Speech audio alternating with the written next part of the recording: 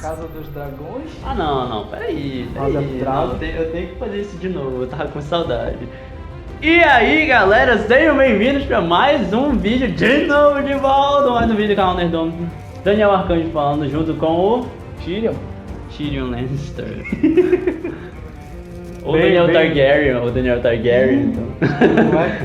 Bem apropriado para o momento ser o Tyrion no outro lado. Tyrion do outro lado, exatamente. Um Targaryen, um Lannister. Para falar das nossas expectativas. Para daqui a pouco, diga-se de passagem. Para daqui a pouco. Daqui a pouco 10 horas. É daqui a pouco. Daqui a pouco é 10 horas. Daqui a pouco são 10 horas da noite. E nós temos aí... daqui a 10 horas, porque já são 11 horas. Realmente. Daqui a 10 horas. E contando contagem regressiva. Caraca, é hoje.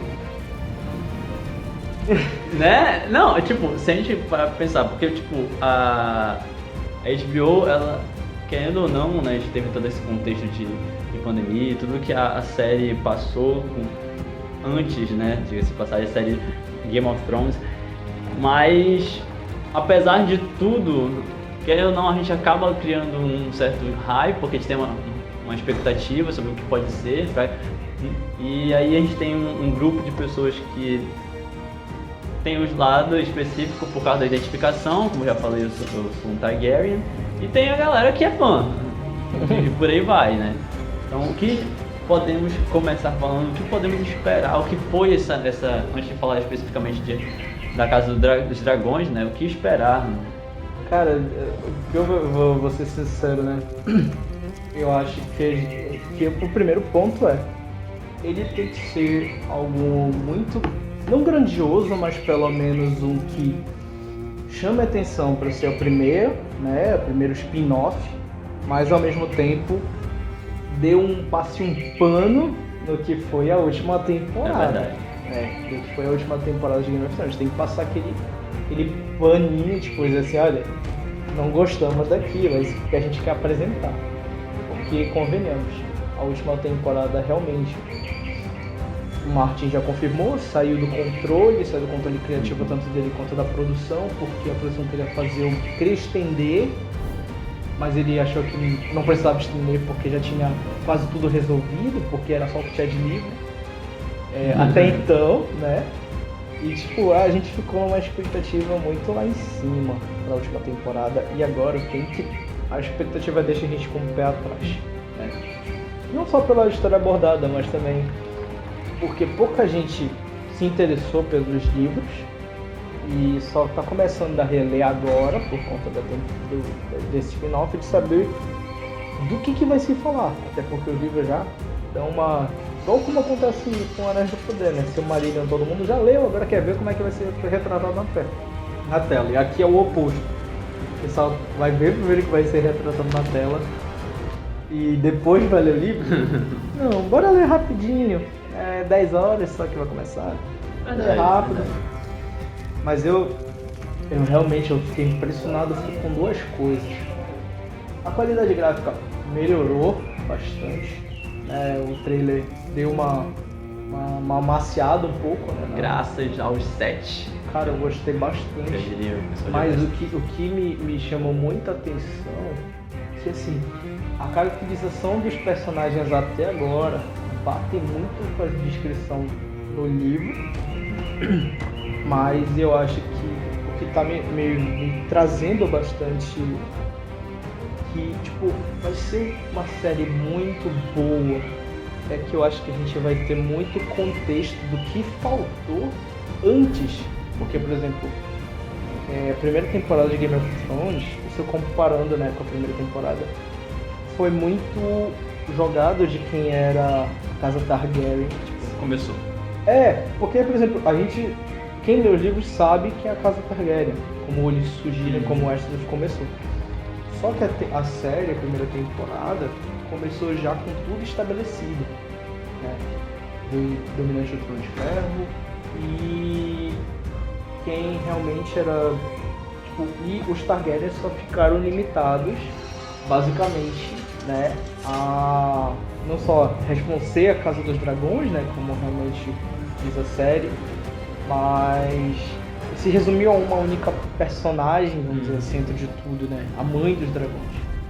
Assim, ver como os dragões vieram, como chegou até, como vamos dizer assim, como aquela história, vamos dizer assim, dos anéis, né, que tipo, o dragão chegando em Westeros, e eles aceitando depois o dragão como senhor, para depois ter essa troca das casas, né? Mas eu acho que vai ser toda uma expectativa muito boa, porque eu acho que vai contar bastante do que faltava na primeira temporada. Contar antes é melhor do que, vamos dizer assim, não contar antes, porque depois não tem mais nada pra contar, né? Porque a última temporada, né, tipo, acabou. Não tem mais nada pra contar. E aí a gente, só pra, nesse caso, contextualizar um pouco de tudo isso, né? A Casa dos Dragões, ela nasce principalmente depois que o nosso querido George Martin escreve um livro. E quando eu tava lendo sobre isso, eu achei incrível, porque o Martin tem uma capacidade criativa absurda, e isso é algo indiscutível. Tem um insight, vou escrever. Tipo isso. E aí quando ele tava escrevendo, ele simplesmente escreveu um texto gigantesco, né? E quando ele foi passar para a editora, ele pediu para que fosse dividido em duas partes, diga-se passagem do livro. E aí nasce o primeiro livro, né, Fogo e Sangue, literalmente para falar, para contar toda essa trajetória cronológica dos Targaryen, exatamente.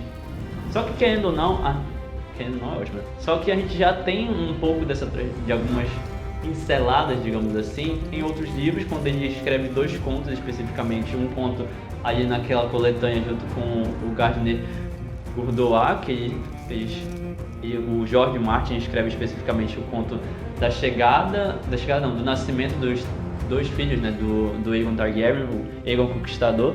E aí nesse conto especificamente, que é o Aegon com as duas esposas dele, nesse caso as duas irmãs dele, né, é o livro Contos de Espada e Feitiçaria.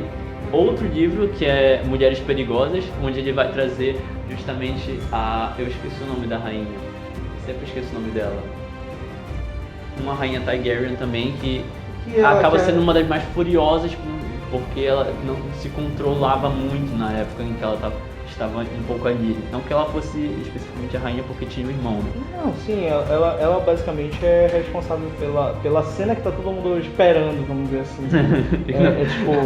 É a cena que todo mundo tem comentado na internet, né, que é equivalente ao casamento de sangue, né?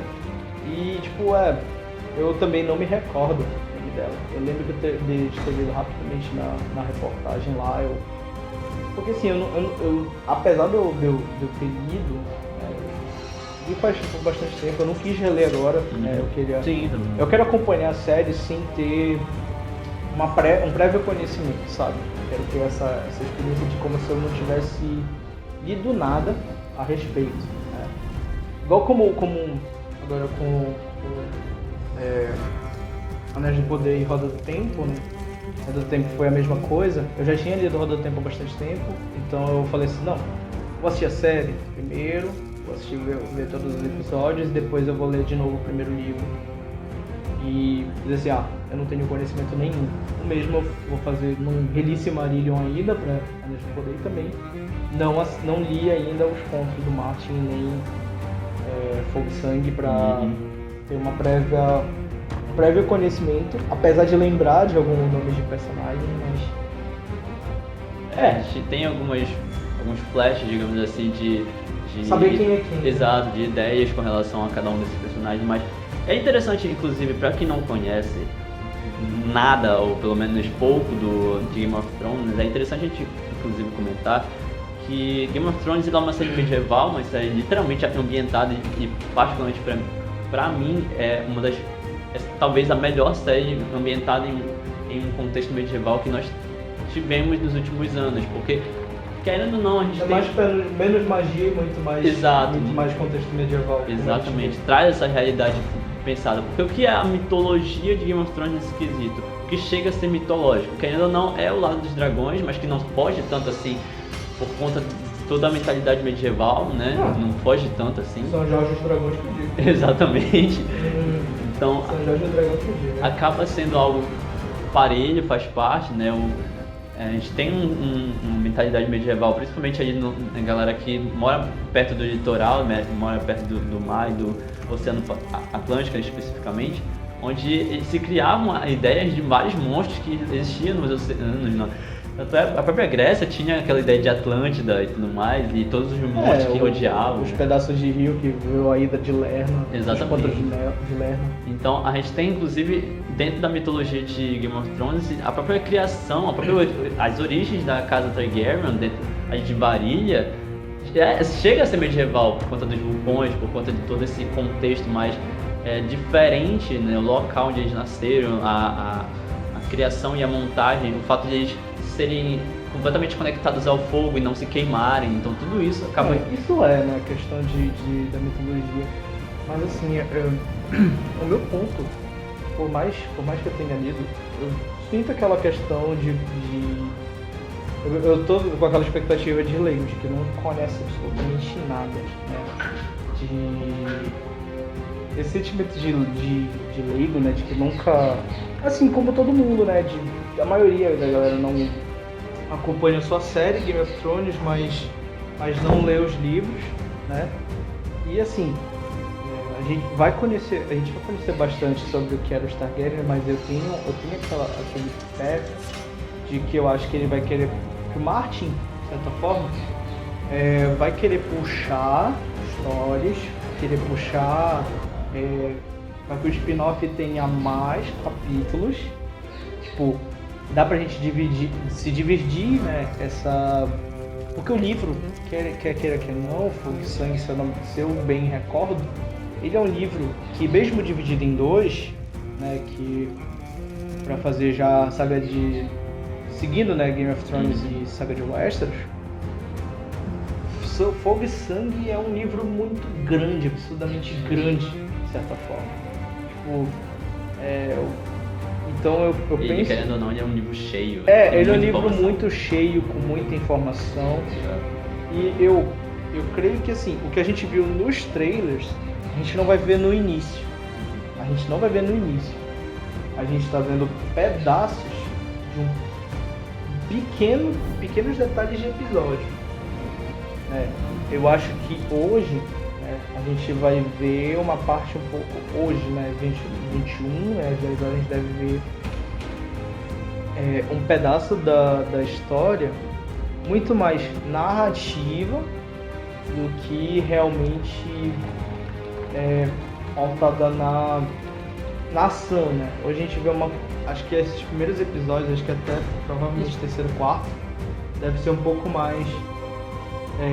vou usar fazer meio que uma piada, mas tipo, vai ser muito mais estilo Dragon Ball, onde tu vai ter falas até chegar na ação, do que realmente chegar, porque, por exemplo, até a construção de Westeros, sim, definitivamente, com a divisão das casas, com as outras famílias surgindo, né, Lannister, Stark, Fogo e Sangue, tem já a primeira menção, né, das famílias ao entorno, né, de Westeros, até a vinda, né, a destruição do vulcão e tudo. Eu acho que vai começar dessa forma, igual como Pompeia entrou na história, que a destruição de um vulcão gerou a cidade. Eu acho que vai ser nesse mesmo nível, né? A primeira parte vai ser muito mais faz de conta, tipo, início de uma fábula, pra depois mostrar como realmente veio. Não, e eu particularmente aceitaria muito bem se eles começam com esse era uma vez em Valyria. Ou nem Valyria, porque eu acho que... Porque nem no Fogo e Sangue não coloca como Valyria. Né? A gente bem não lembra. Nem Fogo, nem no livro, É porque a gente tá falando de uma casa Targaryen, que é originada a gente sabe que é Targaryen por conta que a gente... Pois vai virar casa, tipo, a gente tem que lembrar que ali não entra em casa. Exato, é que falando de Fogo e Sangue, nesse caso falando de na Casa do Dragão, né, a gente tá falando justamente da Casa do Dragão. Então, a Casa Targaryen, ela surge em formação mesmo, total, depois que Aegon viaja para o Westeros e entende-se essa conquista do Aegon, né, enfim, tudo o que acontece.